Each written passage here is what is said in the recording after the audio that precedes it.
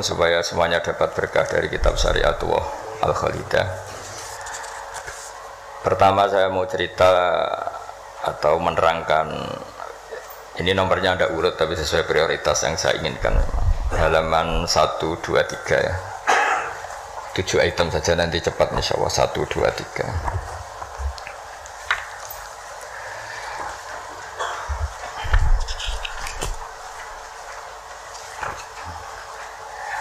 Nah, ini diterangkan di antara makalah ya, mutiara makalah yang disampaikan oleh Sayyid Hasan bin Ali, yaitu cucu Rasulullah SAW.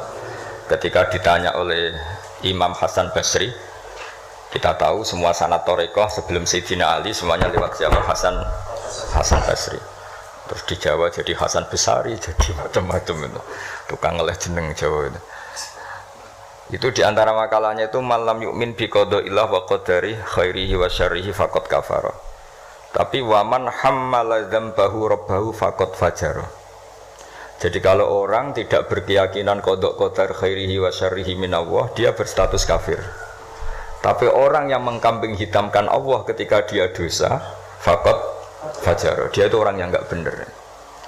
Jadi ini sudah tengah-tengah karena masyhur itu ada ulama ahli sunnah yaitu Imam Sanusi berdebat sama orang Mu'tazilah itu semalaman. Mu'tazilah itu tetap kokoh keburukan itu tidak dari Allah. Alasannya Allah itu memerintahkan kebaikan, masa menghendaki keburukan. Tapi pikirannya Imam Sanusi, idzan waqa'a fi mulkihi ma la yuridu. Alam raya ini kan seringnya banyak maksiat daripada taat. Berarti di alam ini lebih banyak yang terjadi bukan kehendaknya Allah. Berarti Allah kalah dong kalau gitu. Karena ingin baik ternyata yang terjadi buruk. Jadi ini kan problem. Kita sebagai mukmin juga problem. Mau nisbatkan jelek ke Allah tidak pantas. Mau bilang elek itu kreasi setan mayoritas. Berarti yang menang partainya setan, itu kan ribet. Yaitu faqad kafar. Orang yang mengingkari qada qadar itu kafir. Tapi ketika kamu dosa kemudian bilang kehendak Allah itu faqad fajar. Kamu pecundang. Nah, ini sudah tengah-tengah. Implementasi ini monggo mawon, sementing ini itu makalah-makalah yang disampaikan Sayyid Muhammad. Terus sekarang halaman 14 ya. Ya ngambil 7 item. Ini acak saja karena ya emang kan gak mungkin nih Pak On ngaji lagi on. Sudah sepuh ya. Udah ini teman saya lama. Paling lama saya berteman di UI itu Pak On. Ini bawaannya Pak Zeni dulu. Pak Zeni juga pernah ke sini. Itu kalau nekuni tafsir itu ya pusing. Enak yang tinggal baca. Saya tuh sering debat sama Pak Zeni itu sampai jam 2, jam 3 di kantor tuh di Badan Wakaf ya dulu, bekasnya rektorat. Itu kalau nggak selesai itu beliau jam 4 ke kontrakan saya di Ketonggo. Karena kita ini sangat fikih. Pak Zeni itu dulu kan fakultasnya adab. Beliau di sastra Pak Tamjiz. Jadi beliau lebih mengedepankan aspek balaghah. Saya fikih. Misalnya gini, sama terjemah ini kalau bisa ya hebat, sudah bisa boyong. Misalnya az-zani la yankihu illa zaniatan aw itu ayat hukum apa ayat faktual? Di ilmu ushul fikih itu diteliti. Kalau ayat hukum berarti maknanya pezina itu enggak boleh nikah kecuali dengan pezina. Pertanyaannya, jenenge zina kok ora kepengin nikah, kepengin kumpul kebo, enggak usah dilarang ya sudah. Ndak nikah kan memang dari awal sudah kumpul kebo, ngapain nikah ya. Jadi kalau diharamkan gunanya apa? Mereka sudah tiap hari kumpul kebo. Apa itu ayat faktual? Maksudnya Allah cerita al-waqi'ah, waqi'atul hal. Kalau dalam ilmu usul fikih, waqi'atul hal itu gini. Jenenge wong zina iku trene ya untuk wong sing padha-padha zania. Kan gak mungkin zanen kenalan mbek Hafidhah gitu. Hafidhah kenalan. Jadi karena masa lalunya itu temannya itu ya untuk ya itu. Jadi itu bukan masalah hukum tapi masalah faktual. Jadi kalau dosen ya untuk dosen kan, kira dokter ya untuk dokter kan, kira-kira gitulah. Orang itu akan mendapatkan sesuai komunitasnya. Kalau mahasiswa sesuai yang dipacar lah, orang akan menikah sesuai yang dipacar. Pacar terakhir yang dulu-dulu kan gagal. Nah, itu bedanya jauh nanti. Kalau itu dianggap ayat faktual, maka nggak dianggap nasah mansuh. Tapi kalau itu dianggap ayat hukum, pernah ada hukum, bahwa orang yang soleh nggak boleh nikah zania. Terus hukum itu dimansuh oleh ayat wa angkihul ayama minkum wasolihina min ibadikum wa imaikum. Wah itu kan nggak bisa selesai. Mbok Sya'rawi, Mbok Imam Suyuti itu tidak akan selesai perdebatan seperti itu. Nah, kalau menurut asbabun nuzul ya mirip iya mirip enggak. Jadi dulu itu sahabat dulu kan punya masa lalu lah. Di antara sahabat itu ada yang punya pacar perempuan cantik, namanya tuh Anak. Ketika dia sudah Islam, sudah baik, masih kangen sama pacar lamanya. Pacarnya itu di Mekah. Ketika Fatu Mekah ingat lagi. Jadi kayak mantane sampean terus rondo niling meneh. Manusiawi sekali terus. Walhasil terus tanya, ya Rasulullah kalau saya nikah anak boleh ndak? Tapi dia masih begitu, maksudnya masih profesinya masih seperti itu, masih PSK lah kira-kira gitu. Kira-kira baghiyah kalau dalam bahasa Arab itu baghiyah. Terus karena si cowoknya ini sudah afif, sudah soleh, sama Quran dilarang, jangan kamu orang soleh kok nikah sama yang seperti itu. Nah, larangan ini itu larangan hukum apa larangan sosial apa larangan etika, itu perdebatannya ulama usul fikih. Kalau larangan hukum itu jelas keliru. Kelirunya justru Islam tuh ingin yang zania tuh nang nikah dan statusnya zania itu hilang. Makanya Nabi itu punya sekian sisi unik karena beliau kadang ngendikan hukum, kadang ngendikan etika, kadang ngendikan tadi faktual, waqiatul hal. Misalnya begini, ada seorang zania. Ini saya cerita aspek fikih. Zania sudah hamil, dinikahi orang lain. Ini harus melahirkan dulu apa enggak? Hampir semua ulama bilang enggak usah karena enggak perlu ada apa? Iddah. Untuk zania enggak perlu iddah karena iddah itu kan untuk nikah yang sah. Tapi suatu saat Nabi itu pernah ditanya, ya Rasulullah, ada orang yang biasa kumpul kebo, lelaki dan perempuan bisa kumpul kebo, sekarang sudah nikah. Itu Nabi ngapresiasi dan beliau ngendikan qad kharaja min sifahin ila nikahin. Ya baguslah sekarang yang tadi malam mungkin masih berstatus kumpul kebo gara-gara nikah, sekarang kumpulnya sudah kumpul nikah. Jadi Nabi komentar qad kharaja min sifahin ila nikahin. Dia sudah keluar dari tradisi kumpul kebo menjadi tradisi yang baik, yaitu nikah. Hubungan intimnya sudah berstatus nikah. Makanya kita-kita yang kiai itu kalau ada orang minta dikawinkan, itu bingung. Bingungnya kalau langsung dikawinkan geger BKUA. Kalau ndak, yang nakal loh. Justru kalau kayak kangkang nggak nakal itu nggak wajib menikahkan sekarang. Nanti 40 tahun lagi ya nggak apa-apa. Tapi kalau orang nakal itu malah harus. Kalau minta dinikahkan sekarang kok kamu ndak mau, kan bisa aja malamnya gitu lagi. Padahal kalau kamu mau menikahkan, kumpul malamnya nanti sudah halal ya, sudah sah. Tapi kalau kamu ndak nikahkan, kumpul kebo. Dan kuncinya di kamu karena kamu disuruh. Jadi mau tidak mau terlibat. Makanya kalau dalam hukum mengislamkan orang itu nggak ada boleh waktu jeda. Misalnya ada orang kafir tanya, Gus Bak saya syahadatkan. Itu kok saya bilang sudah duduk dulu ngopi dulu. Itu saya ikut murtad. Karena membiarkan dia sekian menit dalam keadaan kafir. Yang saya bisa menghilangkan saat itu juga. Maka harus langsung disyahadatkan. Karena ibqa alal kufri kufrun, menetapkan kekafiran itu. Ya nggak boleh saya mandi dulu atau ngopi-ngopi dulu, nggak boleh, harus langsung. Ibarat gini lah, kafir itu kan taruhannya neraka. Ibarat ada orang kecelakaan, kamu pas pakai celana pendek di jalan, kan nggak boleh kamu tak pakai baju dulu. Sedang dipelindes truk lagi kan, harus langsung. Meskipun anda dalam kondisi yang tidak sempurna. Nah, resikonya tadi pas kamu bikin kopi ternyata orang itu mati, berarti matinya mati kafir. Yang anda kan langsung kamu talqin syahadat, dia mati Islam. Begitu juga orang yang kumpul kebo minta kamu nikahkan sekarang. Kalau kamu nikahkan maka nantinya sudah kumpul nikah. Tapi kalau enggak, nah tapi kalau orang soleh seperti ini biarin aja nggak apa-apa. Jadi orang soleh itu ya ada resikonya karena fikih tidak mengharuskan nang nikahkan itu. Nah itu dibicarakan oleh ulama-ulama itu. Jadi apa? Nah lagi kembali tadi azani la yankihu illa zaniatan aw musyrikah. Itu faktual, apa hukum, apa etika. Ya kita mau tidak mau debat karena kita nggak punya pilihan. Ulama ada mengatakan tunas samanso, ada yang anggap itu waqiatul halannya, ya kondisi sosial pasti seperti itu kan. Nah, masa zani misalnya terus akrabnya sama hafidhah atau sholihah kan kemungkinan itu kecil. Kalaupun akrab ya mungkin yang satu nipu kan, pura-pura ndak orang hidung belang kan. Nah itu mau tidak mau itu harus debat seperti itu. Terus kedua, aspek yang sering saya debat dengan Pak Zaini itu aspek bahasa fikih. Bahasa fikih itu menuntut vulgar, nggak boleh kinayah, nggak boleh persemuan tarik. Kalau bahasa Pak Zaini karena beliau biasa kesusastraan itu lebih halus. Itu memang ya ribet. Ya karena kita sering tidak punya pilihan. Saya ulang lagi, sering tidak punya pilihan. Nggak boleh misalnya zina itu dibahasakan tidur bareng, nggak boleh. Karena kalau tidur bareng dihukumi zina, berarti orang yang tidur bareng tidak melakukan itu boleh dirajam kan. Itu kalau di fikih harus vulgar. Ada saksi yang menyaksikan itunya masuk sampai detail. Saksi ngerti tidur bareng atau berdempetan saja nggak boleh. Jadi ya agak kacau memang bahasa fikih itu mau tidak mau harus vulgar. Harusnya orang-orang etik itu ndak mau. Nah, di sini terus misalnya ada masalah ketika aula mastumun nisa. Aula mastumun nisa itu bahasa sastra apa bahasa beneran gitu.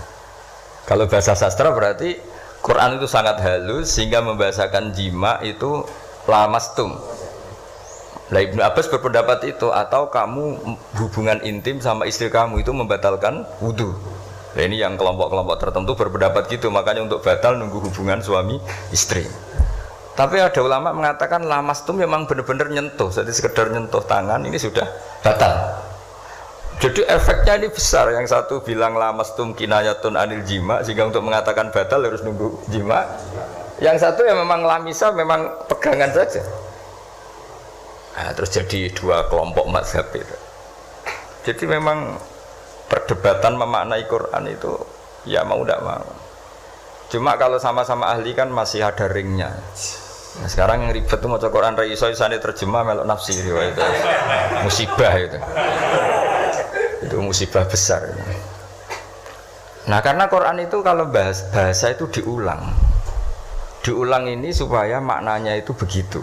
Kadang sama. Makanya kata Imam Ghazali, ngulang itu karena sama. Misalnya gini ya. Tak beri contoh ya. Orang dosa itu pasti punya akibat ke orang lain. Disebut ajroma. Ajroma itu melukai orang lain. Innal ladzina ajromu kanu minal ladzina amanu yadhakun. Tapi nanti digenti. Kalau ajromu ini ditafsir digenti kafaru, karena di belakang digenti fal yaumal ladzina amanu minal kuffar, bukan minal mujrimin. Jadi di depannya pakai kata ajromu, di belakang pakai minal kuffar. Misalnya tadi ada 3 kelompok di akhirat, menerima tangan kanan, menerima buku dengan tangan kanan, kedua dengan tangan kiri. Tapi yang terlalu buruk itu waro adzohri, menerimanya membungkungi yang ngasih. Jadi misalnya kamu malaikat yang ngasih buku, ya terus lama ya sudah, yang fatal itu ya sudah nerimanya dengan tangan kiri, dia membungkungi yang ngasih. Jadi sudah ngawur secara etika. Misalnya dipanggil si A sini, si malaikat tadi orang ini memang bakat buruk, pas nerima buku itu sudah sangat tidak beretika, sudah dengan tangan kiri sambil membungkungi, sehingga malaikat ini semangat ngadapnya ya kumat lah, kumat mangkelnya itu sudah tidak beretik, sudah pakai tangan kiri. Tapi kita yang sopan itu kan menghadap pakai tangan kanan. Ya muni matur nuwun barang menapa. Sehingga terus jadi malaikat itu makanya semua nanti di akhirat. Nah, akhirnya kelompok itu hanya 2. Kanan dan kiri. Nah, kiri ini yang ekstrim sampai ya sudah kiri. Nah, itu kata Imam Ghazali, jangan kira ada kelompok 3. Ya, ada yang biyamini, bisimali, waro'a dori gitu maksudnya. Jadi sering seperti itu. Jadi hanya 2 tapi diredaksikan 3. Begitu juga neraka misalnya. Neraka itu kiai kuno nak darani digelundungno ning neraka. Itu bahasa paling bener ya. Karena orang masuk neraka itu kan bayangannya Quran itu kan waja'alna min baini aydihim saddan wa min khalfihim saddan fa aghshaynahum, terus sampai tak terusé fahum mukmahun. Mukmahun itu ditekuk. Nah, itu sebagian Quran redaksekno yu'raful mujrimuna bisimahum fayukhadhu bin nawasi wal aqdam. Nawasi itu bathuk, aqdam itu delamaan. Jadi bathuknya ditekuk sampai nyium. Ya kiri ke kiri, gambarannya itu gini, ditekuk gini, ininya diikat sampai kena kaki. Nah bentuknya sudah kayak bola, makanya wong kuno nak darani itu digelundung nang rokok. Kamu tidak usah praktek, maksudnya ini ciri. Tapi gambarannya memang gini. Inna ja'alna fi a'naqihim aghlal. Terus fahiya ilal athqan fahum mukmahun, ini di rantai, dicancang, dikenakan ini. Ya ini apa itu peragaan saja. Ya nanti nggak usah apa dipraktekkan. Nah karena bentuknya sudah gini, terus ya digelut. Nah neraka itu bawah. Ya neraka itu kan posisinya bawah. Melani darani munggah swarga karena surga itu naik. Digeludung ning. Nah ini cerita kealimannya wali-wali dulu. Jadi bahasakan masuk neraka itu digeludung. Karena posisi sudah kayak bola itu, diikat dengan bentuk seperti itu kan. Nah redaksi yang di Yasin, yang tadi akhlalan fayya ila athqan fahum muqmahun, itu ya sama dengan redaksi yang di surat Rahman, yu'araful mujrimuna bisimahum fayukhadu bin nawasi wal. Nah hal-hal seperti ini tuh, ini sekaligus saya curhat ya ke Pak Rektor. Jadi memang tafsir itu nggak bisa, nggak orang yang menguasai Quran, karena lafadz, kalau bahasa kasarnya lafadz jebakannya banyak. Maka kata Imam Ghazali dalam Ulumul Quran, fayadhunnu dzannun, orang mengira bahwa itu kelompok yang berbeda karena dengan redaksi yang padahal itu kelompok yang sama, karena Quran itu balaghah, Quran itu adab. Ya tadi keahliannya Profesor Zaini di sisi ini itu tahu. Jadi memang ya seperti itulah nangani Quran. Sehingga dulu Imam Syafi'i ketika ditanya orang boleh tayamum itu kapan? Ya kalau tayamum karena tidak menemukan air di padang Sahara, karena tidak ada air, sarannya nyari-nyari dulu. Nyari-nyari air ke sekelilingnya ya. Kalau ada kafilah ya tanya-tanya bawa air enggak, baru kalau enggak menemukan baru tayamum. Ketika ditanya, "Mad dalil ala dalik?" Lalu dalilnya apa? Imam Syafi'i dengan enteng baca falam tajidumaan. Kemudian kamu tidak menemukan air. La yuqalu liman lam yatlub lam yajid wa innama yuqalu lam ya'rif. Di mana-mana tidak menemukan itu ya sudah mencari, baru namanya tidak menemukan. Bagi yang belum pernah mencari tidak bisa dikatakan tidak menemukan. Jadi itu la yuqalu liman lam yatlub lam yajid. Bagi yang belum pernah mencari namanya tidak menemukan, tapi namanya tidak tahu. Nah, itu contoh-contoh ijtihad Qur'ani ya. Jadi ya lafadznya Quran hanya falam tajidumaan. Tapi namanya tidak menemukan berarti ada sabqit tolab. Mesti dimulai mencari. Nah, itu yang kita kita kaji di kitab Syari'atu wal Khalidah. Ya, terus berikutnya ini ya acak saja. Enggak sampai 7 ya enggak apa-apa, sekenanya aja. Ini kan curhat susahnya terjemah. Makanya terjemah itu antar orang alim ya beda, bodoh sama alim tambah beda. Cuma yang satu ngawur lah, yang enggak ngerti ngawur itu kalau tidak tahu kok. Ya, halaman 42. Nah, ini yang masalah qiyas. Fannasu wa in kana khoson lakinnahu yasiru aman. Nas itu meskipun waqiahnya itu khusus, lakinnahu yasiru aman, pada akhirnya menjadi umum. Ya. Menjadi umum itu karena mau tidak mau ada qiyas. Qiyas itu analog, napa? Atau pola. Misalnya gini, yang dicontohkan di sini misalnya Nabi memang hanya ngendikan layak dil qadi wa khutban. Enggak boleh seorang hakim memutuskan hal-hal yang krusial dalam keadaan emosi. Khutban itu emosi yang sangat. Lalu kiasnya apa? Rektor juga enggak boleh dalam keadaan emosi bikin keputusan. Kiai juga enggak boleh, suami juga enggak. Siapapun enggak boleh. Cuma yang sering bikin keputusan otoritatif itu kan qadi, hakim. Jika Nabi hanya ngendikan al-qadi. Lalu ulama mengatakan khutban itu kenapa tidak boleh? Karena orang kalau emosi itu akalnya agak mati paras lah gitu. Lalu itu tidak harus pas emosi ya. Ulama memasukkan terlalu syahwat ya nggak boleh, terlalu lapar ya nggak boleh, hakin ngempet nguyuh ya nggak boleh, ngempet ngising. Sehingga kata khutban kemudian diganti fi halatin yasu'u khalquhu fiha. Dalam keadaan yang dia nggak begitu normal. Di antara gak begitu normal, terlalu syahwat ya nggak boleh, terlalu emosi nggak boleh, terlalu lapar, lalu nahan kencing, nahan BAB dan sebagainya. Itu lafadz itu wan nasu wa in kana khosson nas, meskipun khusus yaitu Allah Nabi hanya ngendikan khutban, tapi nanti menjadi umum berdasar hukum apa? Qiyas. Nah di sini Pak Ainur Rahim Fakih yang sering kita beda ya. Misalnya ini bukan meng-NO-kan yang Muhammadiyah atau Muhammadiyahkan NO, karena kalau kita ini biasa saja. Orang NO ya pasti Muhammadiyah, kan umat Kanjeng Nabi Muhammad sallallahu alaihi wasallam. Orang Muhammadiyah ya pasti dengar NO lah, karena gerakannya ulama. Masa tidak mendengar ulama? Tapi setelah jadi ormas ini jadi yang NO tidak Muhammadiyah, Muhammadiyah tidak NO. Misalnya kamu NO ditanya Allah, akun tamin umati Muhammad, ya naam. Itu bahasa Arab umati Muhammad itu. Muhammadiyah tak kok iki anut sapa ya anut ulama. Jadi tapi wong nganggur geger sebenarnya. Nah kita termasuk yang enggak nganggur, jadi jadi rapati geger. Saya beri contoh. Nabi itu ketika habis sholat itu akbala ali Nabi wajih langsung berputar menghadap ke kita. Jadi kalau di Indonesia langsung menghadap ke timur. Itu ada yang mempraktekkan dan itu bagus, jelas semua teks hadis seperti itu. Tapi di beberapa hadis itu insorofaan yamini, kadang insorofaan simali.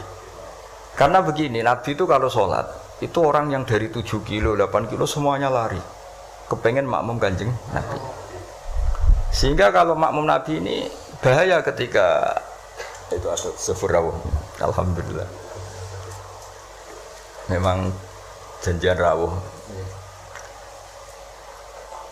Kersane jejer Pak Tamyiz padha kiai ini. Jodoh berarti kiai tenan. Kiai jejer kiai. Nggih putrane Mbah Mun. Dokter.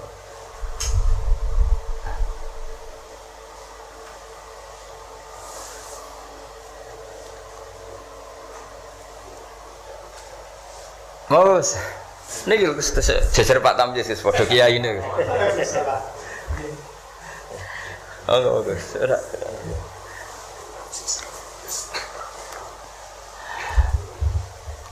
Ya saya teruskan ya. Jadi ternyata di syurahul hadis, para pensarah hadis ketika Nabi menghadap ke timur dan itu ya banyak yang meraktekkan dan menurut saya tidak masalah. Itu karena Nabi tidak ingin orang yang datang terlambat, kalau dalam bahasa fikih disebut masbuk. Itu Nabi ngira fi sholatin, padahal hakikatnya sudah tidak sholat. Jadi adekan Nabi tetap menghadap ke barat, misalnya di Indonesia dengan posisi duduk yang sama, maka yang datang terlambat langsung usolli fardhu zuhri makmuman dengan arti makmum ke Nabi terus duduk. Nah kalau dia makmum padahal Nabi nyatanya sudah selesai, itu sholatnya tidak sah karena menggantungkan sholat atau iktimam dengan orang yang sudah tidak sholat. Nah sehingga gerakan Nabi ini dianggap maklumat kalau beliau sholatnya selesai. Nah karena filosofinya itu maklumat kalau sholatnya sudah selesai, ada yang milih memang benar-benar ke timur juga maklum, kan gak mungkin sholat madhab ke timur, sehingga yang datang tahu. Terus ada yang milih ngalor. Jadi sebetulnya itu bisa pakai, ya kayak orang tahlilan, pakai keplok sudah selesai itu kalau sebetulnya bisa pakai apa saja, yang penting memaklumatkan kalau sholatnya itu. Nah, ini yang ngendikan tidak saya, kitab Fathul Bari karangannya Ibnu Hajar al-Asqalani, Syarah Bukhari paling populer. Nah itu yang disebut Sayyid Muhammad wa nasu wa ingkana khoson fa innahu yasirun aman. Ya kayak tadi misalnya laik tilqadi wa huwa khutban, kemudian khutban ini memasukkan semua kondisi yang kita kurang fit. Itu tidak boleh bikin apa? Keputusan. Qadhi juga kita ganti. Tidak harus qadhi, Pak Rektor, Pak dosen, seorang suami kalau bikin keputusan jangan dalam keadaan yang khutban atau ngempet nguyuh, ngempet ngising, hakin itu. Kalau dalam bahasa Arab hakinan itu. Nah ini penting saya utarakan karena kalau kita terlalu tekstualis itu nanti kita naik Innova tidak perlu baca subhanalladzi sakhkhara lana hadza. Karena ayatnya itu kan wal khayla wal bighala wal hamira litarkabuha wa zina. Ini tidak ada Innova ini. Ayatnya ya litas tahu ala summa tazkuru ni'mata rabbikum idza stawaitum ali wa taqulu subhana. Ini kan jelas litas tahu ala zuhur, ini Innova tidak ada zuhurnya, ini tidak ada punggungnya. Jelas ayat sebelumnya tentang wal khayla wal bighala wal hamira litarkabuha wa zina. Nah, jadi kalau terlalu tekstualis maka naik Innova Ferrari itu tidak usah baca subhanalladzi karena ayat ini tentang bighala ya tentang bighala, tentang khimar dan seterusnya. Makanya kajian kitab Syariatul Khalidah dan alhamdulillah saya khatam dan saya tidak ngira bahwa sebenarnya saya khatam sudah 3 hari yang lalu tapi saya bilang kayak ada wangsit. Ini nanti ada khataman spesial. Lala Pak Rektor mau kesini tanggal 12, saya bilang ke santri-santri ya biar ikut hormat apa khatam.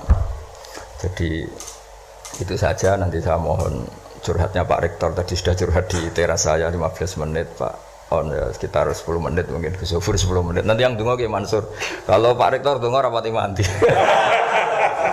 karena jadi rektor tuh hisapnya berat jadi dosanya itu seneng kayak keputusan nggak siap jadi objek keputusan itu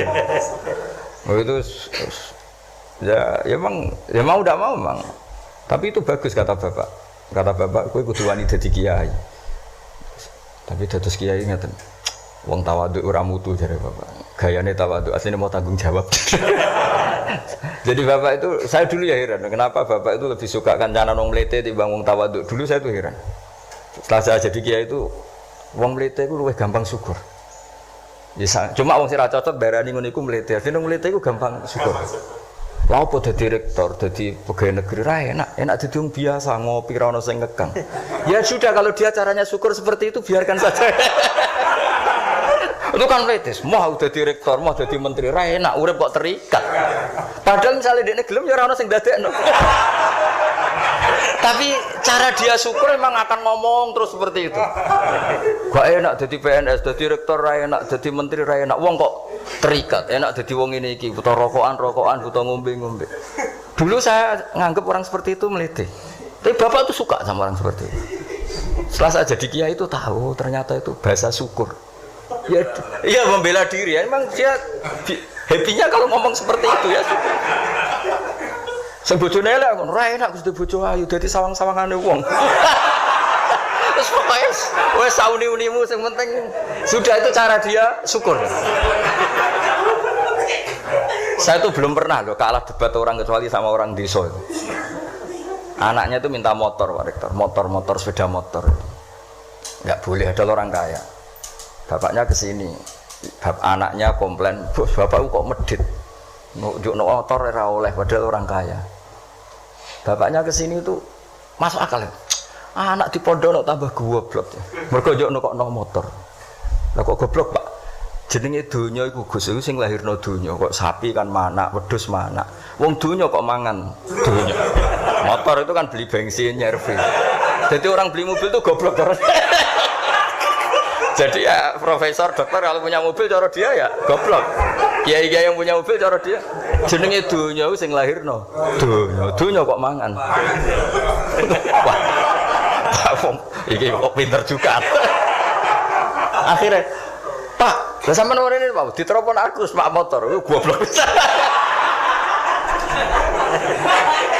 Tapi kita menjadi tahu ternyata di balik lugune iku ya ono pinter ya. Meskipun dia pecundang, hanya pecundang itu gak gelem motor nang ndi yo ngetroponakane.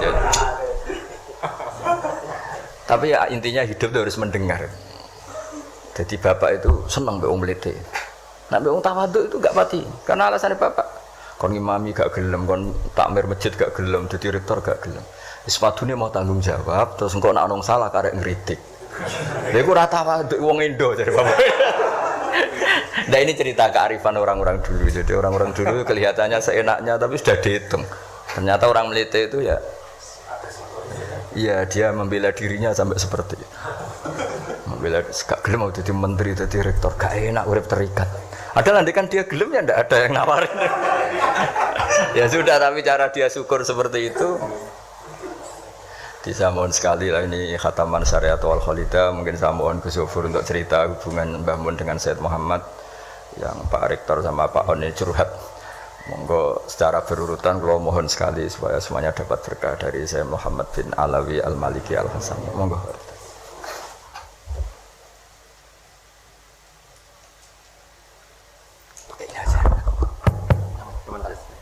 Assalamualaikum warahmatullahi wabarakatuh. Alhamdulillahil akram alladzi 'allama bil qalam 'allamal insana ma lam ya'lam. Wassalatu wassalamu ala sayyidina Muhammadin khatamil anbiya wal mursalin khairil anam wa ala alihi wa ashabihi wa man tabi'ahum ila yaumil qiyamati 'ala dawam alladzina al-kiram. Rabbi shrah li sadri wa yassir li amri wa hlul 'uqdatam min lisani yafqahu qawli. Yang saya hormati Gus Bapak Kiai Haji Nur Salim Bahauddin Nur Salim, Muhammad Bahauddin Nur Salim, Gus Bahak, Gus Ghafur, dan sanatir. Ini jamak mudzakkar salimnya santri kan sanatir. Pertama Gus Baha, kami atas nama UII mengucapkan terima kasih yang luar biasa, mendapatkan sambutan yang luar biasa. Ini di luar ekspektasi kami semua. Mudah-mudahan ini membawa berkah bagi kami semuanya, terutama bagi Universitas Islam Indonesia. Kami juga terima kasih ini diundang dalam hataman kitab Syariatullah Al-Khalidah, yang mudah-mudahan ini kita juga mendapatkan berkah dari kitab dan pengarang dari kitab ini, dan mudah-mudahan ilmu yang kita dapatkan bisa bermanfaat untuk kedepannya.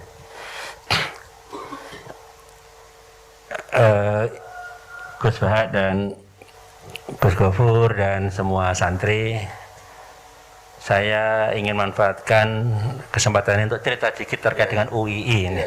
Tadi Gus Baha sudah cerita terkait dengan Prof. Jaini. Prof. Jaini itu salah satu rektor UII yang dulunya juga rektor UIN Sunan Kalijaga, dan bersama dengan Gus Baha sudah menerjemahkan Al-Quran. Ada beberapa jilid, ada beberapa versi bersama juga Ustadz Aun, dan alhamdulillah sekarang semakin banyak yang mempelajari kitab itu, dan juga sekarang sudah ada versi digitalnya dalam Google Apps. Google Apps bisa diunduh di sana juga. Yang ingin saya cerita adalah bahwa kami di UI ini punya tanggung jawab besar dari para pendiri UI. UI ini didirikan sebelum kemerdekaan 27 Rajab 1364 Hijriah, 8 Juli tahun 45 di Jakarta. Di Jakarta oleh banyak tokoh ulama saat itu. Dari NU ada banyak, termasuk Bapak Kiai Haji Wahid Hasyim.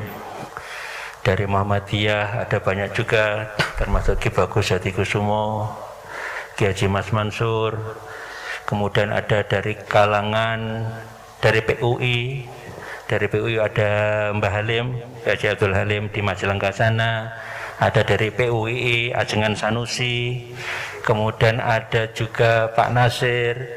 Kemudian juga ada tokoh nasionalis Muslim seperti Mr. Muhammad Yamin, termasuk dari perwakilan Kementerian Jepang saat itu. Ada Pak Kiai Haji Abdul Kahar Muzakir, ada Raden Haji Adnan, ada juga Pak Ahmad Jarkasi, pendiri Gontor. Itu dulu semua pendiri UII. Sehingga UI dari awal itu rumah besar bagi semua kalangan Islam. Saat itu ada NU, Muhammadiyah, PUI, termasuk kalangan nasionalis. Nah, pesan yang diberikan adalah yang pertama, pada saat itu UI ini kan ada I tengahnya, itu Islam. Ini yang berat luar biasa, Gus. Nah, berat. Kalau diucapkan itu mudah sekali, tapi kalau diamalkan betul itu luar biasa berat. Karena Islam yang bagaimana ini kan perlu dimaknai, perlu diterjemahkan. Islamnya, Islam yang tengah itu. Islam yang kita sering menyebutnya Islam yang menjadi rahmat bagi semesta alam, yang membawa kedamaian, yang bisa membawa orang yang dekat itu hatinya menjadi damai, bergerak hatinya, ikut bertindak menyelesaikan masalah bangsa dan lain-lain, termasuk yang mendalami agama. Itu yang pertama. Yang kedua ini Indonesia. Ini juga berat, karena pendiri UI itu juga pendiri Indonesia. Jadi saya sering katakan ke Bapak Ibu di kampus, termasuk kawan-kawan di kampus, sulit membayangkan UI ini berkhianat kepada bangsa dan negara ini. Karena pendiri UI sama pendiri bangsa ini itu sama. UI ini lahir dari rahim yang sama dengan Republik ini. Nah, sehingga itu juga berat. Beratnya apa? Kalau lurus kita dorong enak. Kalau belok kita luruskan, ini juga berat. Meluruskan yang belok ini juga berat, harus dengan cara-cara yang santun dan sebagainya. Sehingga di kami di UI ini sering berusaha bagaimana menyatukan Islam dan Indonesia di dalam satu wadah. Ini yang sering saya analogikan seringkali seperti semangka, Gus. Semangka itu kan kulitnya hijau kan, ini Islami kan. Dibelah tuh merah putih, Indonesiawi, kira-kira itu. jadi makanya bahasa Arabnya itu kan Al-Jami'ah Al-Islamiyah Al-Indonesia, Universitas Islami Indonesiawi. Nah, itu. Jadi itu yang kita inginkan itu. Bagaimana kita berkhidmat kepada Islam, tapi juga sekaligus berkhidmat kepada bangsa ini.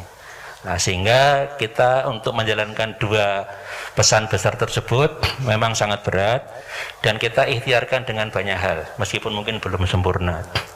Termasuk di kampus ada pesantrenisasi, meskipun sangat singkat sekaligus. Cuma berapa hari? Saja. 2 minggu. 2 pekan ya, cuma 2 pekan. Di Islam kan 2 pekan. Berat kan, Gus? Ya berat sekali. Itu masuk sama sebelum KKN. Itu kita lakukan seperti itu, termasuk juga banyak kajian-kajian lah itu kita lakukan tiap hari, termasuk kita sekarang merencanakan mendirikan pusat studi tafsir Al-Quran dan Hadis yang tadi Gus Bah sudah ngendikan tidak mudah loh Gus, tapi mudah-mudahan kita mulai Gus pelan-pelan, mudah-mudahan nanti lama-lama juga bisa lebih baik, karena ini sebetulnya cita-cita lama yang belum terwujud ya. Ya mudah-mudahan nanti kalau Gus Bah berkenan menjadi salah satu penasehat, kami akan sangat berterima kasih, tersanjung dan bersyukur ini bisa nanti mengarahkan kami. Karena mendalami agama ini kan ya tidak mudah.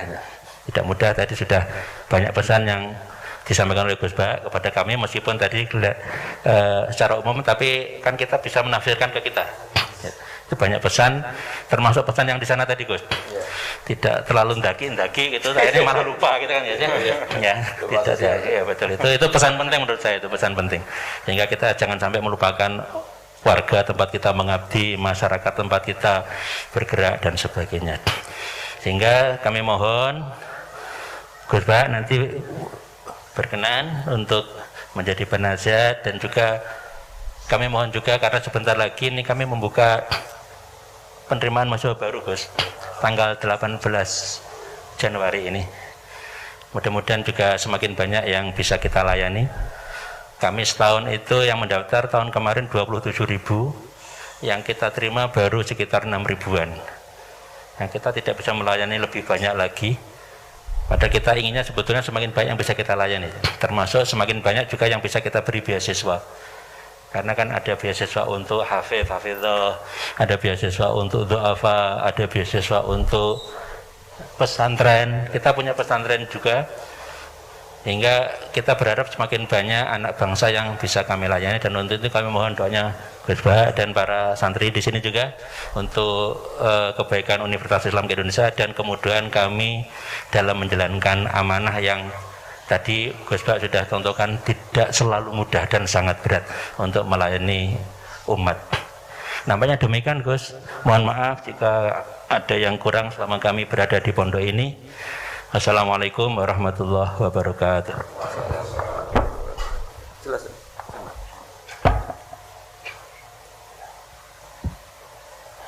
Bismillahirrahmanirrahim. Assalamualaikum warahmatullahi wabarakatuh. Waalaikumsalam warahmatullahi wabarakatuh. Alhamdulillahirabbil alamin. Asyhadu an la ilaha illallah wa asyhadu anna Muhammadan abduhu wa rasuluh.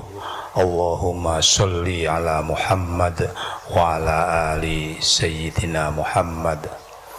Apa yang diaturkan oleh Gus Bah itu memang sudah dilakoni oleh Gus Bah untuk dihadirkan oleh Allah lewat Profesor Zaini untuk mengemban amanah di UI bersama-sama.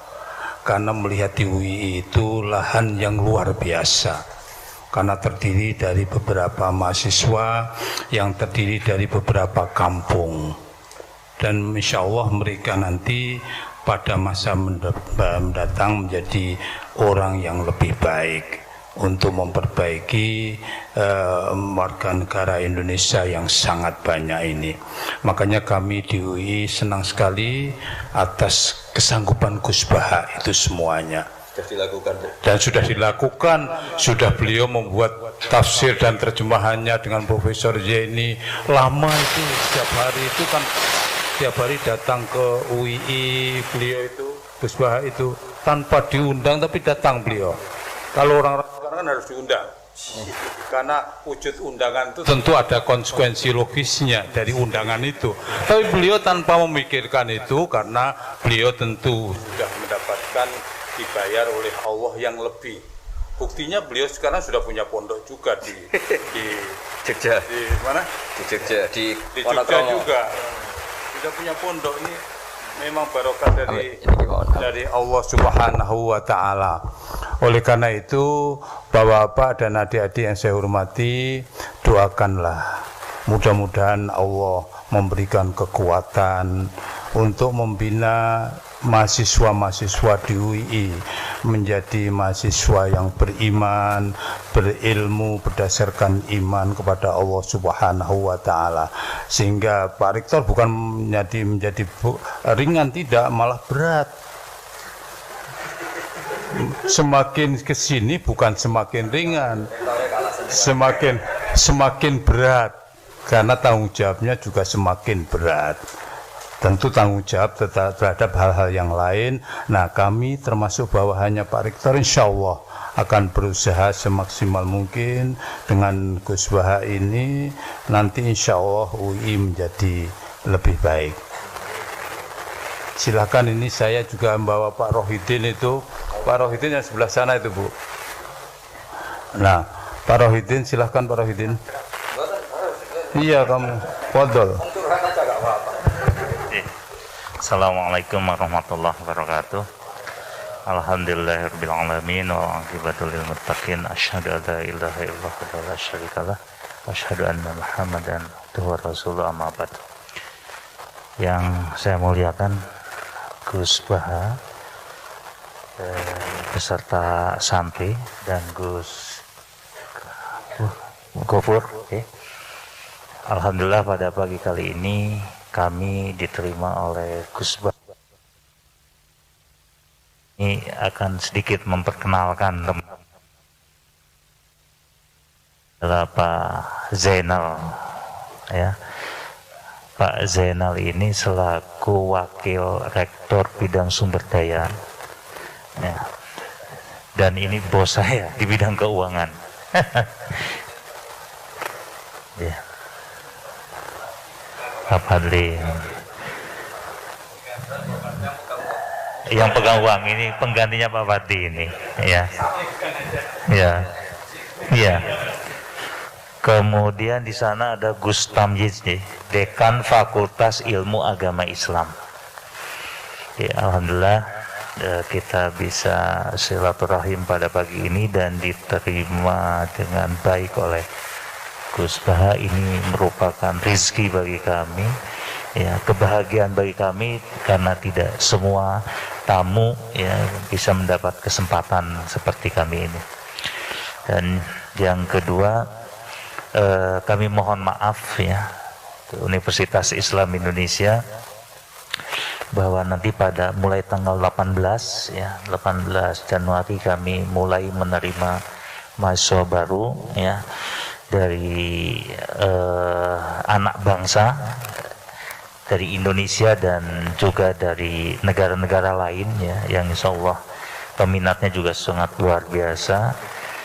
Dan kami mohon doanya, ya, doanya dari Gus Baha, kemudian dari santri, agar animo masyarakat, ya, terhadap UII itu menjadi semakin besar, dan UII merupakan salah satu pilihan dari sekian pilihan perguruan tinggi Islam, ya, karena UI adalah rumah bersama, dan di UI itu hidup damai, ya, sekalipun berbeda mazhab fikih, ya.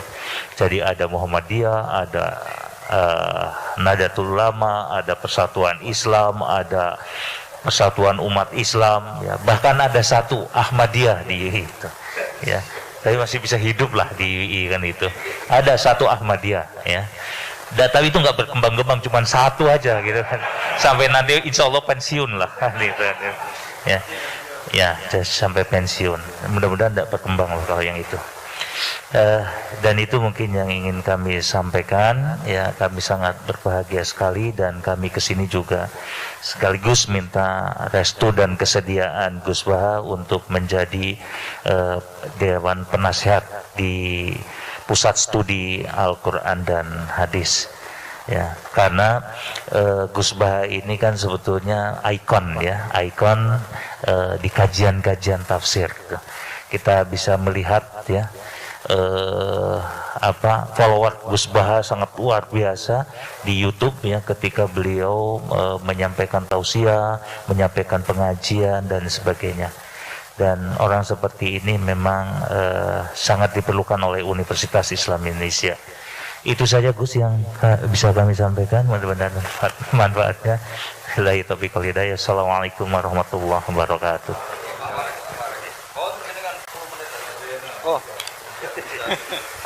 Ya, assalamualaikum warahmatullahi wabarakatuh. Alhamdulillah wa syukurillah, la haula wala quwata illa billah. Terima kasih kesempatan. Ini tidak terduga saya diminta untuk berbicara di sini. Ya, ini memang yang dikasih wewenang tanggung jawab di UI terkait dengan keuangan. Tidak hanya keuangan Gus, tapi juga sumber daya yang lain. Jadi ada keuangan, ada sumber daya manusia, ada sarana prasarana. Itu semuanya harus saya kelola gitu ya, supaya bisa bermanfaat untuk seluruh warga UI. Itu pekerjaan yang tidak mudah. Beruntung kami punya rektor yang luar biasa. Jadi agak aman gitu.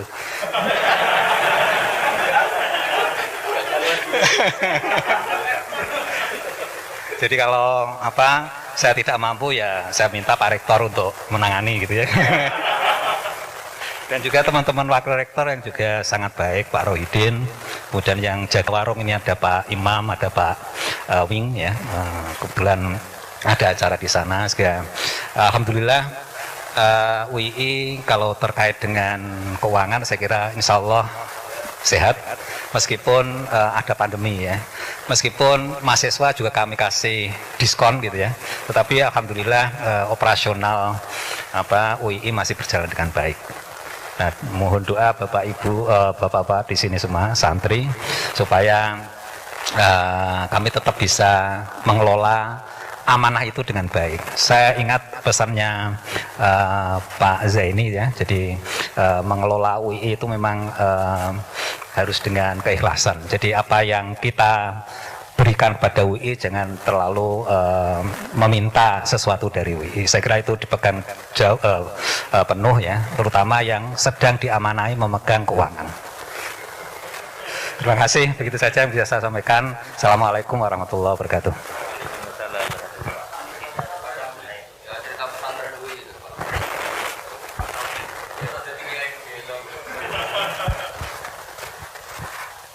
Assalamualaikum warahmatullahi wabarakatuh. Alhamdulillah wassalatu wassalamu ala Rasulillah Sayyidina Muhammad ibni Abdillah wa ala alihi washabihi wa mawala amma ba'd. Sebab yang kula muliakan Gus Gofur, muliakan bapak-bapak semuanya dan santri. Jadi saya kebetulan ya sekarang itu diamanahi untuk di Fakultas Ilmu Agama Islam. Dulunya ya saya di pesantren UI, kemudian ya Sultan Mataram. Saya ya kemungkinan saya asli Melangi. Jadi Melangi itu banyak sekali santri yang tempat almarhum Mbah Kiai Maimun Jubair dulu. Jadi hampir kalau tidak di Lasem ya di Sarang. Kemudian ya hampir semuanya sana kan. Di Jogja itu Melangi ya santri. Kemudian diamanahi untuk di Fakultas Ilmu Agama Islam. alhamdulillah sekarang Fakultas Agama Islam itu ada 3 prodi, dari prodi ekonomi Islam, kemudian prodi ahwalus syahsiah, dan untuk 4 tahun ini hampir kalau masalah mahasiswanya ya kita tidak bisa diterima semuanya, jadi kita tetap pakai tes masuk. Kemudian juga sudah sampai sekarang itu mendirikan ada program doktor hukum Islam, jadi doktor hukum Islam dengan yang kedua ada magister studi Islam. Jadi itu perkembangannya UI. Jadi kalau masalah mengenai, kalau dulu ya Fakultas Agama Islam itu mahasiswanya cuma 100-150, tapi sekarang itu sudah di atas 500. Jadi tiap tahunnya itu menerimanya itu di atas 500. Kalau plus untuk untuk program doktor dan S2 itu sudah hampir 650-an tiap tahun. Jadi kalau dulu yang namanya kadang-kadang Fakultas Agama itu dipandang sebelah mata. Jadi ini fakultas mustasafin. Tapi kalau sekarang alhamdulillah kita berani dengan fakultas lain, jadi minat orang istilahnya belajar agama dan itu adalah tinggi sekali. Ini yang saya sampaikan, dan alhamdulillah sekarang rektornya juga dengan agama juga tidak enggak ada agama itu yang tapi kalau di UI insya Allah Gus Bah masih seperti itu. Jadi yang ngotak-atik biasanya dari UIN.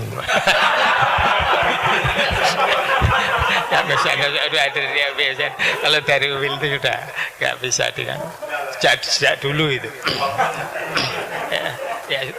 Ya, ini kurang lebihnya mohon maaf. Assalamualaikum warahmatullahi wabarakatuh.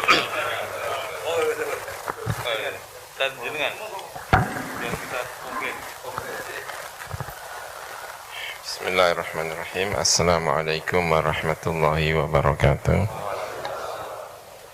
Bismillahirrahmanirrahim. Alhamdulillahirabbil alamin. Wassalatu wassalamu ala asyrafil anbiya'i wal mursalin sayyidina wa maulana Muhammadin wa ala alihi wa sahbihi ajma'in. Ba'du. Yang terhormat Sahibu Al-Mahad Kiai Haji Bahauddin Nur Salim, para pimpinan Universitas Islam Indonesia, ada Pak Rektor, Pak Fathul Wahid, ada para pejabat di UI, tidak bisa saya sebut satu persatu. Ya, ada Pak Tamyiz, ada Pak Aun, ada Pak Rohidin, ada Pak siapa lagi ini ya, Pak Zainal. Terima kasih semuanya, para santri-santri semuanya. Alhamdulillah kita bisa ikut hataman kitab Syariatullah Al-Khalidah karya Sayyid Muhammad bin Alawi Al-Maliki Al-Hasani. Mohon maaf saya terlambat. Semalam juga masih di Kerapia, ya, takziah di Gus Najib, ya. Pulang larut pagi-pagi, istirahat sejenak baru bisa kesini nih, ya. Alhamdulillah masih bisa mengikuti hataman karya Sayyid Muhammad nih. Sayyid Muhammad ini gurunya banyak kiai-kiai di Indonesia, sebagaimana ayahnya Kiai Alawi juga gurunya para kiai-kiai di Indonesia. Generasi ayah saya itu dulu banyak ngaji kepada Sayyid Alawi, tetapi putra-putranya, santri-santrinya sudah masuk generasinya ke Sayyid Muhammad. Ya. Kalau ayahnya dulu masih ngaji di Masjidil Haram, karena masih tahun 1924 Wahabi menguasai Wahabi menguasai Mekah itu kan tahun 1924 ya. Itu baru menguasai. Jadi era-era sebelum itu, bahkan era-era sesudah 1924 itu sebetulnya juga para kiai-kiai, para ulama-ulama masih ngaji di Masjidil Haram ya, masih ngaji. Abah itu masih menangi ngaji di Masjidil Haram. Tapi eranya Sayyid Alawi itu mengeras ya, eranya. Kalau Abah sih diantaranya ya memang saatnya mengeras. Memang Wahabi sendiri sudah sangat-sangat keras pada saat itu, sehingga ini Sayyid Muhammad tidak lagi mengajar di Masjidil Haram, tetapi mengajar di dalamnya, yaitu di Rusaifah atau di mana itu ya. Itu Sayyid Muhammad Alawi Al-Maliki. Ayahnya kira-kira ya satu kurun lah dengan At-Turmusi, Syekh Mahfud At-Turmusi, itu juga masih ngajar di Masjidil Haram ya, masih ngaji di Masjidil Haram. Sayyid Muhammad sekolahnya di Mesir ya. Sebetulnya Sayyid Muhammad itu adalah akademisi, karena beliau itu sekolahnya runut formal sampai S3 itu di Al-Azhar.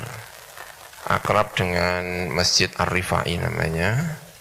Makanya buku-bukunya Sayyid Muhammad itu banyak dijual di Ar-Rifai. Beliau kalau ke Mesir juga datang ke Masjid Rifai, itu salah satu masjid yang sampingnya Al-Azhar, pusat Thariqah Rifaiyah atau apa itu ya.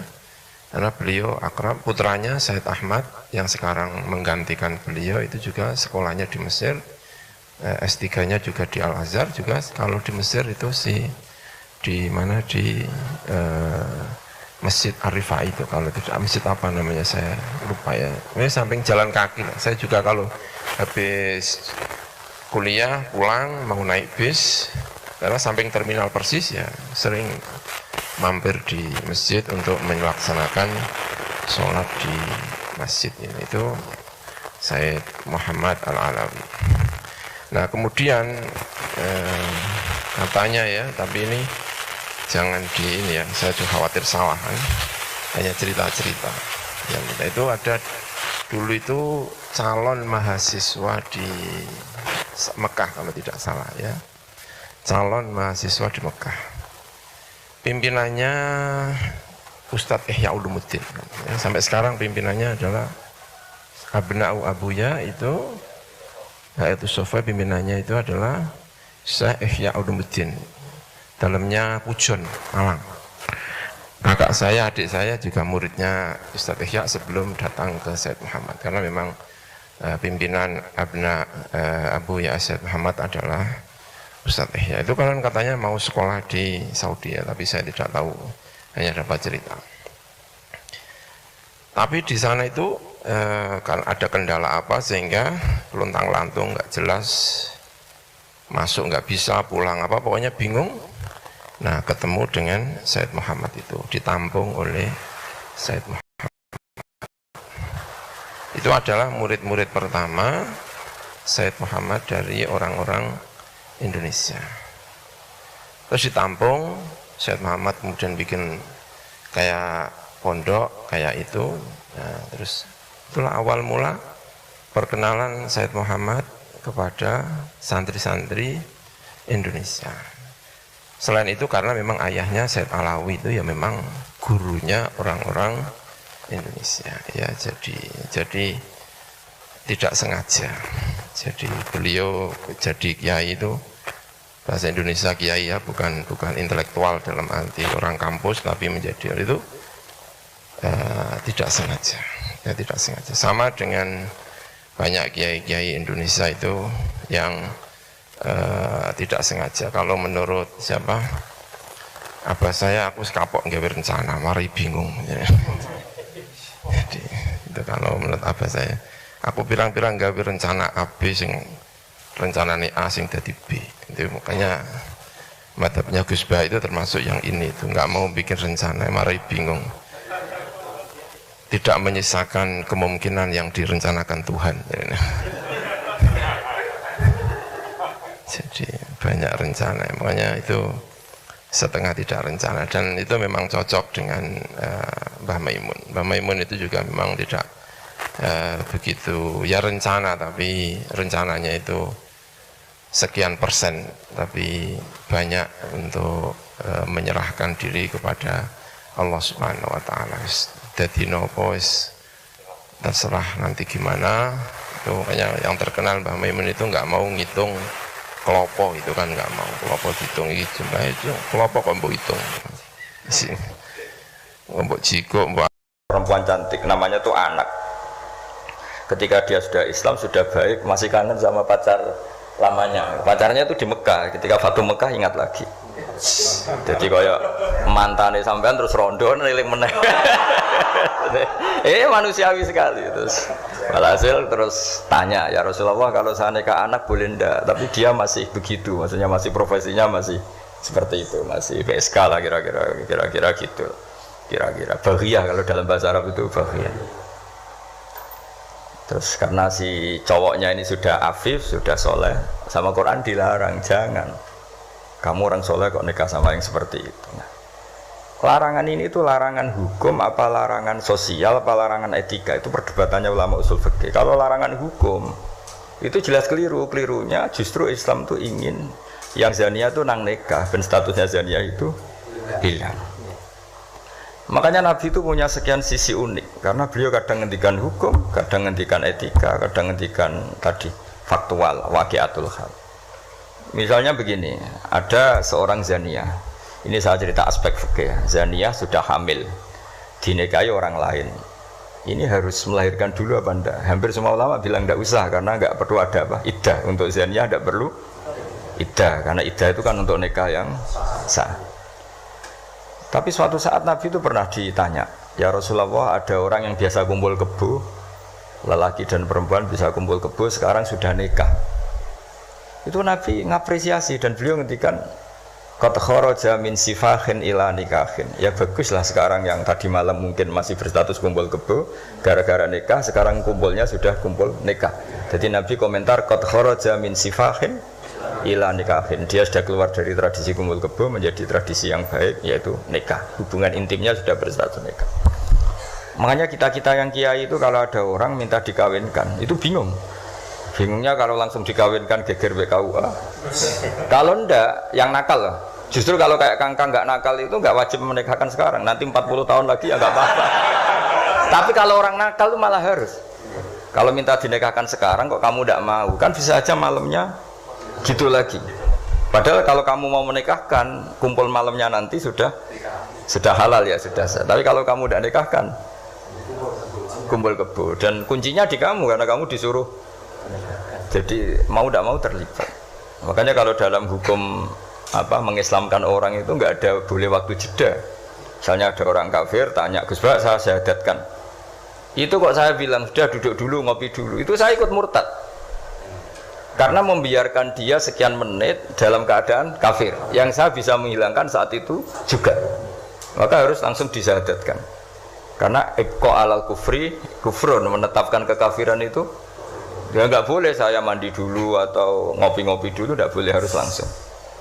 Di ibarat gini lah, kafir itu kan taruhannya neraka. Ibarat ada orang kecelakaan, kamu pas pakai celana pendek di jalan, kan nggak boleh kamu tak pakai baju dulu. Sedang dipelindes truk lagi kan, harus langsung meskipun Anda dalam kondisi yang tidak sempurna.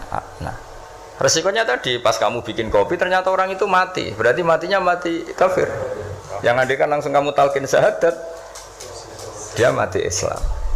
Begitu juga orang yang kumpul kebo minta kamu nikahkan sekarang. Kalau kamu nikahkan maka nantinya sudah kumpul nikah. Tapi kalau enggak, nah tapi kalau orang soleh seperti ini biarin aja nggak apa-apa. Jadi orang soleh itu ya ada resikonya karena fikih tidak mengharuskan nang nikahkan itu. Nah itu dibicarakan oleh ulama-ulama itu. Jadi Nah, lagi kembali tadi azani la yankihu illa zaniatan aw musyrikah.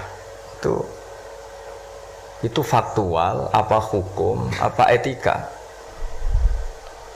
Ya kita mau tidak mau debat karena kita nggak punya pilihan. Ulama ada mengatakan tunas samanso, ada yang nganggap itu waqiatul halannya, ya kondisi sosial pasti seperti itu kan.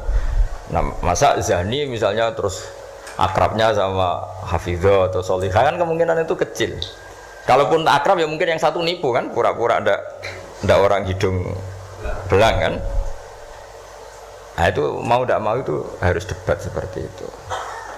Terus kedua, aspek yang sering saya debat dengan Pak Zaini itu aspek bahasa fikih. Bahasa fikih itu menuntut vulgar, nggak boleh kinayah, nggak boleh persemuan tarik. Kalau bahasa Pak Zaini karena beliau biasa kesusastraan itu lebih halus.